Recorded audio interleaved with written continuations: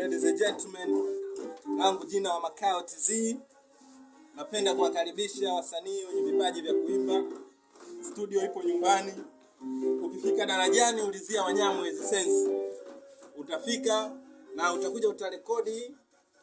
Studio inawapenda wasanii, watu wote mliopo mbali, maeneo mbalimbali, wote mnakaribishwa. Na yani ukifika, ukipata bodaboda, ukipata nini, ulizia Wanyamwezi Sense.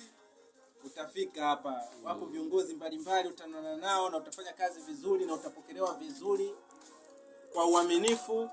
Hamna kitakachoharibika. Hao unawaona hapo pembeni, maproducer, kuna wasanii na MC pia, wote wapo humo. Tuko busy sana bana Wanyamwezi Sense bana. Unapomwona hapo mbele yako ya kamera mwingine, producer mwingine huyu hapa Wanyamwezi.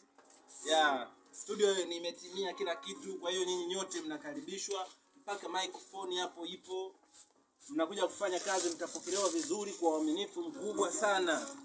Kwa hiyo tunawaomba wote wasanii, tunawakaribisha hapa Wanyamwezi Sense. Wewe fika tu Darajani, piga simu mara moja, utafika haraka na utafanya kazi vizuri kwa uaminifu mkubwa, kwa sababu nina imani na watu tulionao hapa ni waaminifu na ni wanyenyekevu, na utafanya kazi kwa upendo na ushirikiano. Ukihitaji pia utapewa, kwa hiyo wewe utakavyotaka.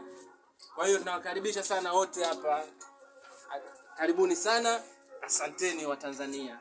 Langu jina wa Makao TZ.